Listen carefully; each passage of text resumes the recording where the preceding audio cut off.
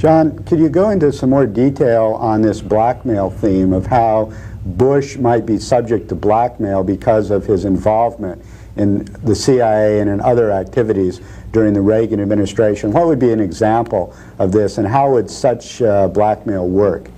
Well, let's go into the most obvious case that we know of, the one that we have the best documented so far. And this is this Black Eagle thing that was started in '82. Essentially, in a reversal of roles, the CIA is actually created to give the White House and the executive plausible deniability, so they can keep clean, and if the CIA does something wrong, they can, well, we didn't know about it, and they can fire the CIA's director. William Casey reversed this policy, and it was actually quite clever in retrospect in the Iran-Contra thing. He initiated the Iran-Contra thing, but he managed to have Ronald Reagan and the White House take the heat for it. He ran it through Oliver North. So it became a political thing, whereas the CIA was clearly under the thumb of the Congress, or should have been, or legally was. But he also, this Black Eagle operation of delivering arms to the Contras,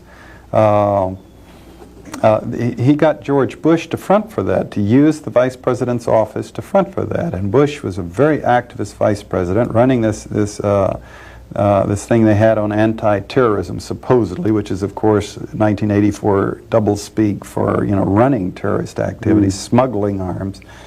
And through that operation, they began to work through Panama, and the planes flying through Panama, and Noriega gave them access to the airstrips that they needed, and immediately began working at the other end of the line through the Medellin, using the same Black Eagle planes to fly drugs up here into the United States. And Bush his office was running this thing.